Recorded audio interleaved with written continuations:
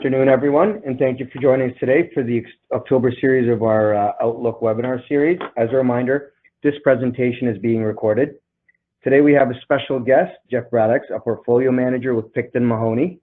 Jeff will discuss his views on where we are in the market cycle and what to look out for, and how they plan to position their portfolios at Picton Mahoney based on anticipated events.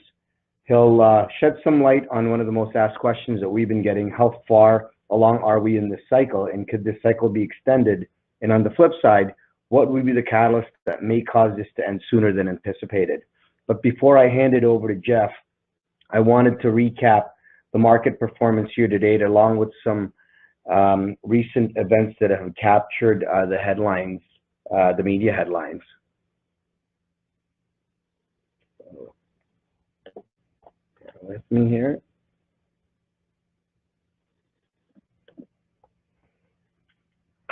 So the numbers we have here are as of September, the end of September, but over the last weeks we have experienced further declines, which we'll cover in the presentation.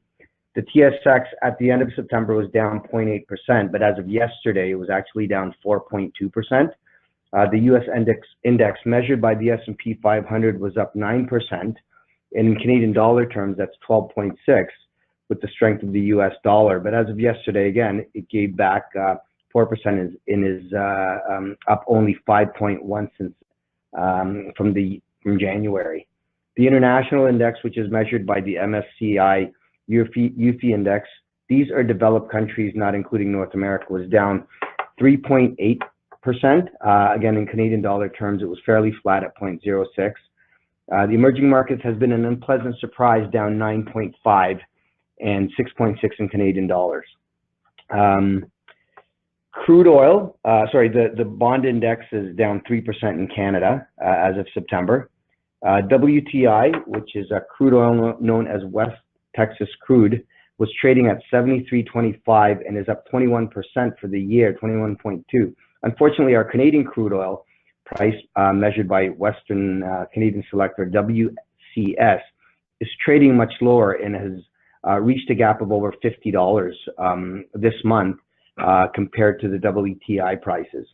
The 10-year Treasury, U.S. Treasury, broke through the 3% barrier with authority. At the end of September, it was at 3.06, and as of yesterday, it was trading at 3.2%. This is the first time since January 2014 that this has happened. As a refresher, there is an inverse relationship between the rise and fall of interest rates of a bond and its price. This means that when interest rates of a bond goes up, the price of those bonds go down.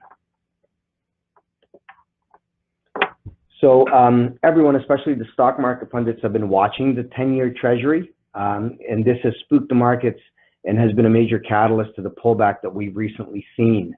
Also in the headlines has been the North American Free Trade Agreement, NAFTA, between Canada, the US, and Mexico, and has been revamped and is now called USMCA, which is the United States-Mexico-Canada Agreement. So on that note, and of course, the most recent pullbacks and questions, aside from that, the question was, how long can this bull market go? So on that note, I want to turn the presentation over to Jeff Bradacs. Jeffrey is a portfolio manager at Picton Mahoney, as mentioned. Prior to joining Picton Mahoney, Jeff was the lead manager with BMO Global Asset Manager, and was the lead manager overseeing over $6 billion in assets. So welcome, Jeff, and thank you. And you've got control of the presentation at this point. Terrific. Thanks, Frank, and welcome everyone to the call today. As Frank highlighted, we're in a period of heightened volatility. And as Frank mentioned, the question for investors is, how long can this cycle continue? And to give some context, we've had a phenomenal bull cycle. We've had about a 10-year cycle in both the economy and the stock market, with U.S. stocks up 250% from the lows. So I think it's important for investors to step back and highlight really where we are in the economic cycle. And that will help position to understand the signs to watch, where we go forward, and the risks to watch. Now, given the length of the cycle, for some investors, this cycle feels different, elongated cycle. Now, I would remind investors an important quote for investing, which is the 4 most dangerous words of investing. And that is, this time is different. What we see time after time is that cycles follow patterns. And I want to highlight that this cycle, we're following a pattern that we've seen in past cycles. And it's important to highlight that because it helps us understand the risks that could be coming. So Frank, what I want to do on the next slide is actually step back and give the 30,000-foot view of cycles. And this looks at economic cycles in the US. Now I'm going to break this chart down. What it looks at, the key measure on here, is a measure called the GDP output gap. This is for the US economy, and it looks at what the US economy is producing, its gross domestic product, relative to its potential maximum capacity. And it's measured in those green bars. Now, when those green bars are below 0, it means the US economy, it's running below potential. And when those green bars are above 0, it means the US economy, it's starting to overheat, running above potential. The other measure I'll highlight on here is the gray bars, which are recessionary periods. And I like this graph because you can step back and see how cycles operate. Take 1980 or the early 80s. US economy, shocked from a recession, runs well below potential, those green bars. What you see in cycles is usually the economic cycle is stimulated with both fiscal stimulus and also monetary stimulus. The Fed lowers rates. And gradually over a period of time, what we see is the output gap close. The US economy strengthens. And then for a very brief period in each economic cycle, those green bars go above 0. The economy starts to overheat. And that period where you run above 0 is a period where we are today. And we consider that the late cycle. And when you look back historically over late cycles, there's signposts for investors to watch that are very important to understand when to de-risk portfolios. Now, on the following slide, these are some of the key signs in the roadmap of the late cycle for investors. Now, as the output gap closes, the economy starts to run above potential, and we start to see inflation build within the economy. From there, part of the central bank mandate is to restrict inflation, and they start raising rates. As they raise rates, the bond market starts to become concerned about longer-term growth, and the yield curve, which is the 2 versus the 10-year, it inverts. From there, what we see is the stock market peaks and starts correcting, and then a recession. And it's important to highlight for investors that the stock market peaks in advance of a recession. So if you're waiting to see the headlines in the paper that we're in a recessionary period, it's too late for investors. So Jeff, it's safe to say that the stock market is a leading indicator relative to the economy then? That's a great point, Frank. Yes, exactly. The stock market's forward-looking. Now, what I think, go ahead. Yeah, so speaking of inflation, the central banks are tightening, so that's a check mark there. Increasing inflation, at what pace are you guys looking for with respect to inflation increasing when you start to be concerned? Yeah, it's a very good question. When you look at inflation, the CPI number that gets quoted, it's a basket of around 200 goods and services, and it can fluctuate month to month. Last month was down as used car sales were down. But really the key driver of core inflation over the long term is wage growth. And I'll actually refer to the following slide, which highlights this. And when you look long term, there's about an 85% correlation between wages and CPI. So it's important in answering your question to look at the labor market to understand how tight the labor market is, because that's going to give us a direction of where inflation goes. Okay. Right now in the US market, the labor market's extremely tight. We have the unemployment rate at a low since 1969. One measure here looks at the number of unemployed people per job opening. So to give some perspective, if I had a company, a manufacturing facility, and I posted for a job in 2010, there were 10 applicants applying to that job. Today, there's less than 2. So the key message there, Frank, is we think it's going higher as the labor market's very tight. And a good example of that, actually, to highlight the circular nature of inflation and pricing with wages, would be the inflation would be the minimum wage increase we saw in Ontario. As we had the minimum wage increase this year, what we saw was grocery retailers and other retailers raise prices. It's quite circular. So the key there with inflation, we think it's going higher, and the key is the labor market there, Frank. Okay.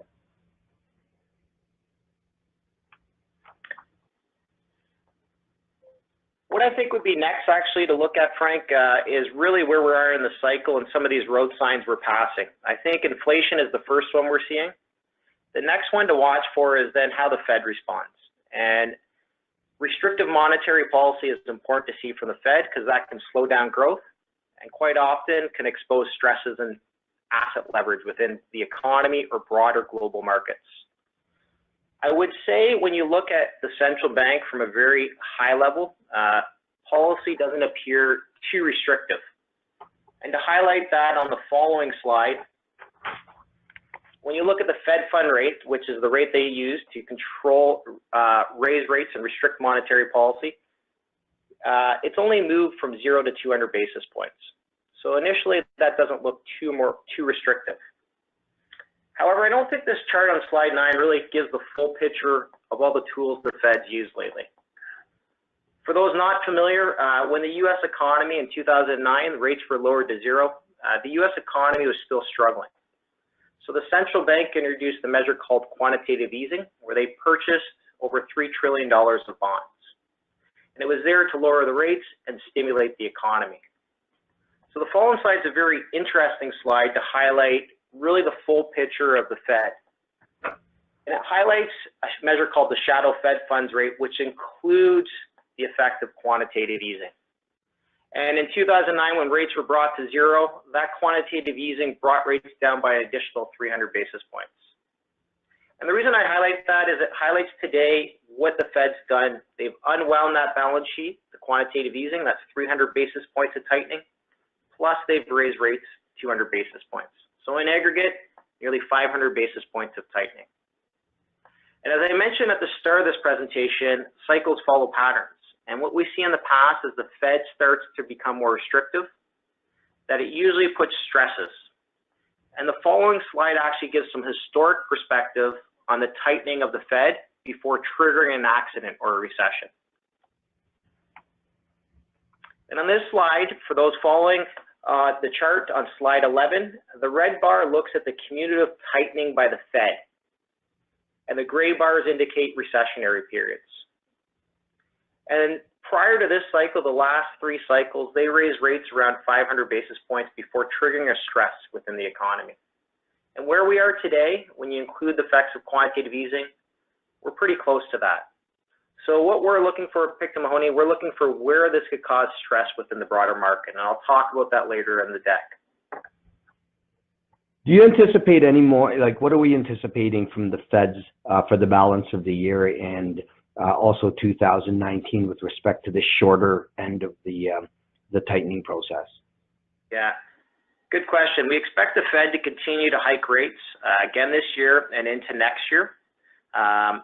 Policy still accommodative, so we continue to expect them to raise rates as inflation builds. Okay. Now what I'll do is move forward. The next sign I think investors should watch for, we've seen more restrictive monetary policy and rising inflation, is the yield curve. And for those that aren't familiar with the yield curve, it looks at the rates between the 2 and the 10-year bond. And the table on the right highlights that the yield curve is quite predictive of recessions when it starts to invert. And what I mean by the invert is when the 10-year is lower than the 2-year. So it's highlighted there on the 3rd row where the 0 to minus 50 basis points, the odds of recession 12 months out increase, and further from 50 to 100 basis points. Now the chart on the left looks at the current yield curve, and it's clearly narrowing. We're about 30 basis points today between the 2-year and 10-year. So I'd say this is something we're watching as a pulse on the risk. We haven't inverted yet, but we're getting close. And how long does it normally take for the recession to come once that yield curve has inverted based on your experience? Yeah. When you look back over previous economic cycles, and I'll highlight on the following slide, there's a delay between the yield curve inverts and the stock market peaks and ultimately the recession. So this table highlights the historic last 5 cycles. And as the output gap closes into the late cycle, we see that inflation increase, central bank tightening, and the yield curve typically inverts 10 months after. Now that delay to the stock market peaks is an additional 10 months, and the recession is 24 months after the output gap closes. So there is a delay between when the yield curve inverts for investors and when the stock market peaks. Now, when we look at where we are in the current cycle, and if we follow historic cycles, the output gap closed in Q4, which is the bottom row.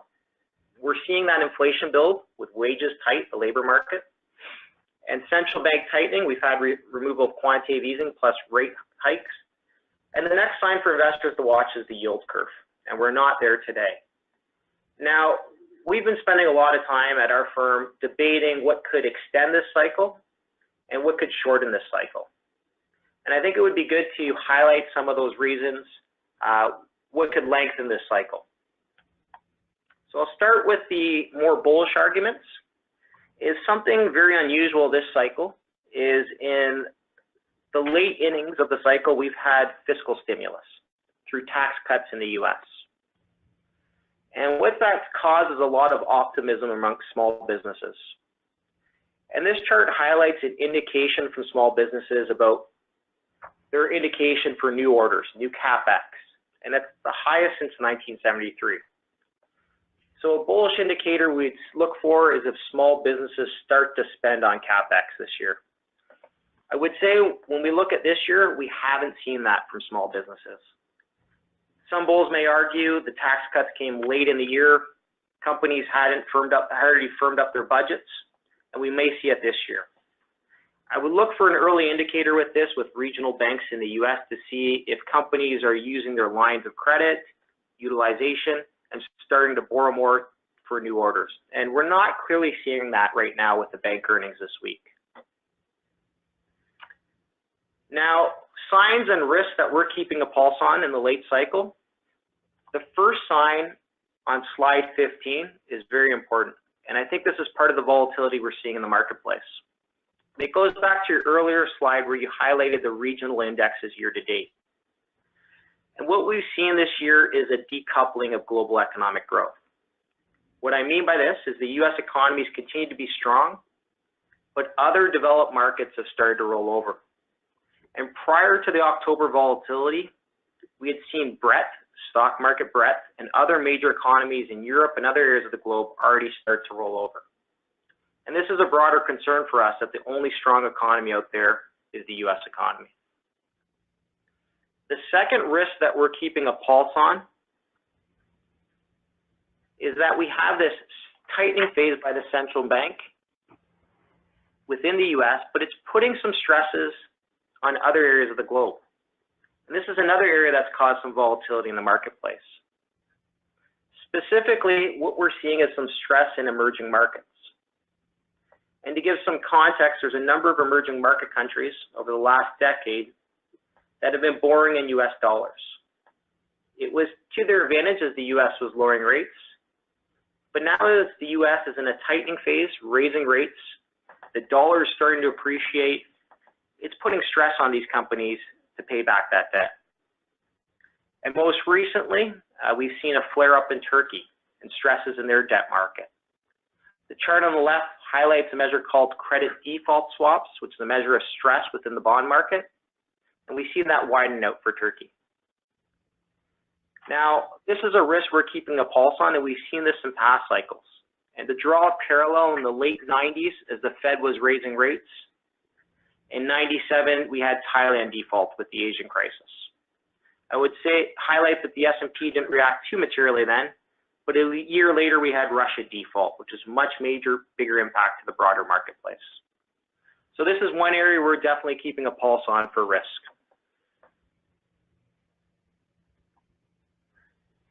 I'll conclude, Frank, our comments and then take some questions. For us, it's clear that we're in the later stages of the cycle. We've been there before, and we're keeping a pulse on the risk. and monitoring that late cycle roadmap to know when to de-risk clients' portfolios. And we're emphasizing the importance of portfolio construction and really focusing in on quality of returns within a portfolio.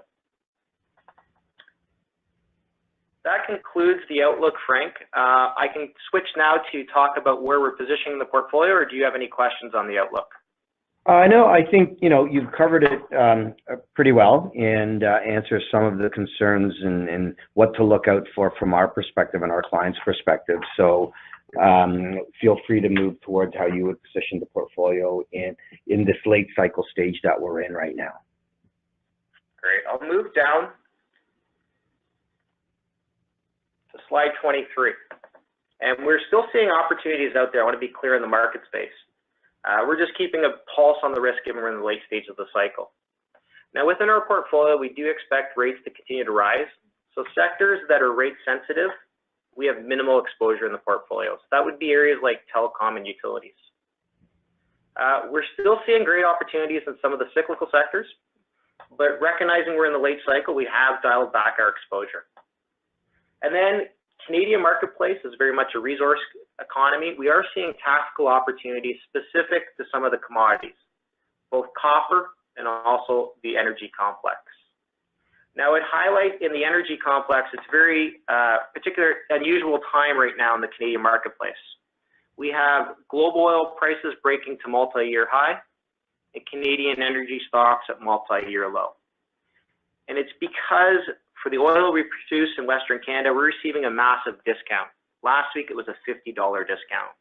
And it's because we don't have enough takeaway capacity within Western Canada. And right now, what we're seeing actually is opportunity in some of those companies that can provide solutions to get barrels outside of Canada. And in particular, we'd highlight the rail companies in Canada as crude by rail becomes a bigger component of getting those barrels outside of Canada. Are there any questions on our current positioning, Frank? No, I think that's great. I mean, the one takeaway here is really the inversion of the yield curve, and I guess just to throw it out there, as the long end starts to rise, it's steepened a little bit. But what would cause the long end to start to decline if that is even a possibility in the shorter term? Yeah, so there's a couple things to answer there. And for the long end decline would be concerns about the tightening and the impact to growth expectations going forward. Now, we've seen it rise lately, and I think it's a bit of supply issue and lack of buying. And what I mean by that, there's a large amount of issuance by the government coming up, and also we have quantitative easing unwinding. So we have less buyers in the marketplace, and that's caused the long end also to move higher. Okay. So in one of your slides, you stated that you're still favoring equities at this point, but being very cautious and more selective. And selectiveness is of utmost importance, as you mentioned. Yeah, that's exactly right, Frank. We are constructive. We still see that we favor equities over bonds. And the presentation today was more to highlight some of the risks that we're keeping a pulse on that are important as we start to see volatility in the marketplace in the late cycle. Okay. Well, great. Yeah, thank you very much, Jeff. And on behalf of my team and my clients of the Hortensia Group, thank you for your time and the great insights that you provided. It provides a great color with respect to what we are on the lookout for, and to give our clients comfort that, we are working with groups like yourselves that are, that have their finger on the pulse. As I mentioned, one thing we will keep an eye on is the yield curve, right? It looks like of all the sections that, or the roadmap, as you'd call it, it seems like we're getting the output gap is closed, inflation is increasing, and central banks are tightening. We're just waiting for the potential inversion of the yield curve, but that could happen, longer than anticipated. Is that safe to say also? Yeah, that's fair to say, and that's why we're keeping our portfolio on the risk, keeping aware of the marketplace. I would say what could extend the cycle is that optimism amongst small businesses that I've highlighted earlier. We've had that tax cut, and if we see that being spent with new orders, that could reaccelerate the market. So we need businesses to spend money, capital expenditure, and that should get us a couple more innings out of this this cycle then. Yeah, that's fair to say. And another one I'd watch is we've had China slowing as there's put increased tariffs on China. And if China put out a stimulus package, that would be constructive positively for the markets, as we'd have two of the largest economies, the U.S. and China, accelerating. So we're watching that to see if China introduces any type of stimulus package going forward. And that is a possibility that they will provide that stimulus if they feel their economy is slowing down then.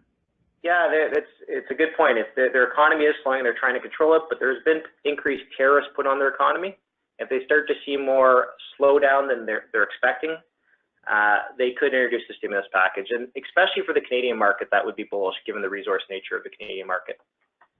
Okay, great. Well, thank you again, Jeff. And for our clients, we want to thank you for taking the time to participate in our webinar. I hope you found value in today's presentation. But most importantly, thank you for your trust with your Tensor Group, and we wish you all the best for the fall season.